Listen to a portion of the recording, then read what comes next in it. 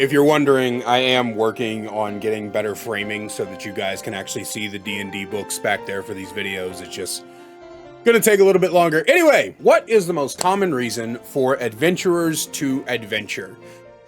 Probably has something to do with dead parents, missing wife, missing child, some sort of catastrophe to their village, or whatnot. Most of the time, backstories within D&D often lead to the adventuring party, the player characters, being from troubled past and having to overcome those troubles in order to build a reason for them to actually be going out into the world and adventuring.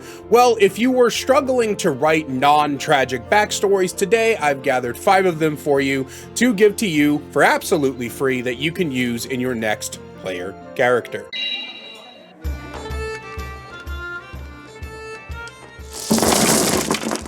I take how much damage?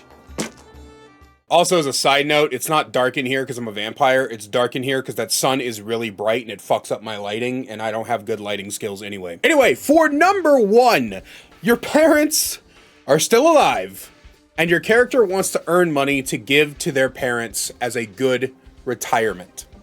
A good way to approach this backstory is to make your parents some sort of laborers. A very common thing might be farmers. Your dad was a farmer and your mom was the housemaker, and your character wants to go out into the world and adventure so that they can earn money in order to give their parents a better life, a good retirement. It's still kind of within that sad backstory as you guys grew up poor, but it's not tragic. You're not coming from a place of tragedy, you're coming from a place of goodwill. You can also replace the parents for like a village. Let's say that you grew up in a village and one day while you were in the village at the market or something like that, a group of adventurers came through and stopped in your town so they could refresh their rations and kind of make sure that they understand where they're going, and that inspired you to go out and see if you could earn enough money to make your village more rich. Perhaps you can put in something like a new road got built that kind of diverts the traffic. I have no idea what happened to my voice there.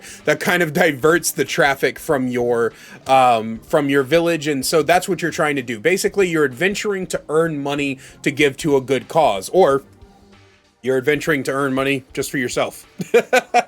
Number 2, you are a bard looking to write the next masterful story about your own adventures. Most of the stories that I'm going to give you today can apply to pretty much any class, but this is specifically for bards, as bards are typically storytellers. That is basically the whole backstory to what a bard typically was back in those days, and so that's what you are. You want to write a story of your own, so you're out adventuring in the world to write about your own adventures. But actually, now that I think about it, you don't even have to be a bard. You could very easily be, I mean, literally anybody. You could very easily be any kind of author who just wants to go on your own adventures, to write your own stories, and eventually have them told in taverns across the land and to kings and things like that. Number 3, a scholar who is looking for the answer to a great mystery within history.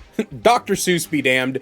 This backstory allows you to, again, be really any class you want to be, and you're out looking for a missing piece of a puzzle. There is some sort of missing, maybe there's a missing year, or you're trying to figure out where a great army arose from in the past, or you're trying to find the details of a king that died, 200 years ago or something like that. There's a piece of history that is missing and no one's ever been able to find it, and so you're off and you're adventuring in order to try to find this missing piece of history so that you can go back and fill in those books. Number 4, this one's actually my personal favorite. You are a secret prince or princess running away from the responsibilities that came with being royalty. This one is one of my personal favorites, and it's actually one that I've used in the past.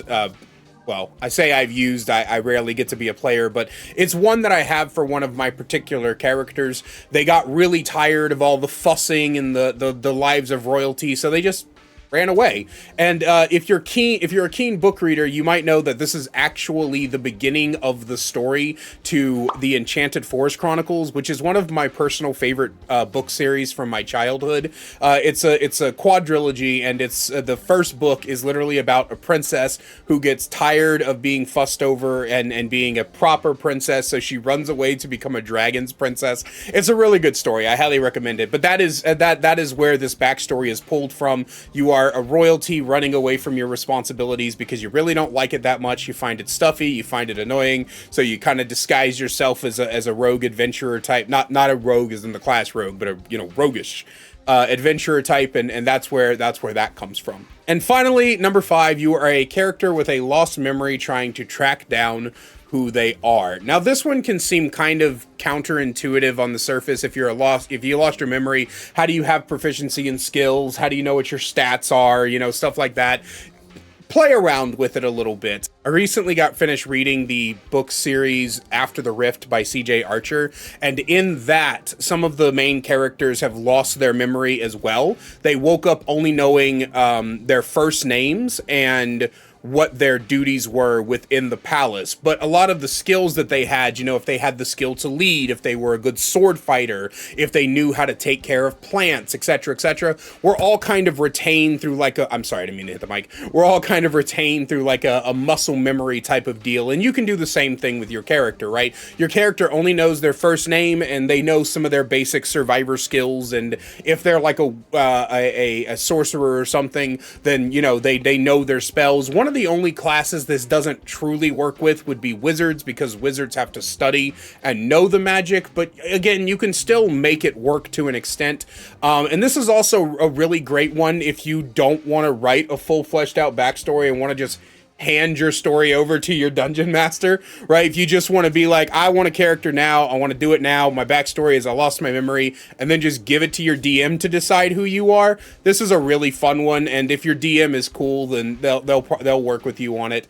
And I have never met a DM who didn't like to throw some twists and turns into plots using characters. So yeah, but that's it, guys. Relatively short video, I know, but that is 5 non-tragic backstories. If you want to know more non-tragic backstories, let me know in the comment section down below. Or if you want more D&D content, then go ahead and subscribe to this channel, because that's what I'm doing on this channel now. If you want to see my backlog of Dungeons & Dragons content, I do have some playlists that will be linked down below. All of those playlists are from my previous channel that I did D&D on. I'm just shifting the D&D content over to this. So it's still me, still same Dungeons & Dragons content. It's just on this channel now. Other than that, as always, a great big special thank you to my channel members listed on screen now. If you want to find out how to become a channel member today, get awesome perks like seeing videos early, merch discount codes, and more, then please click that join button down below. I love you guys so much, and I will see you in the next one.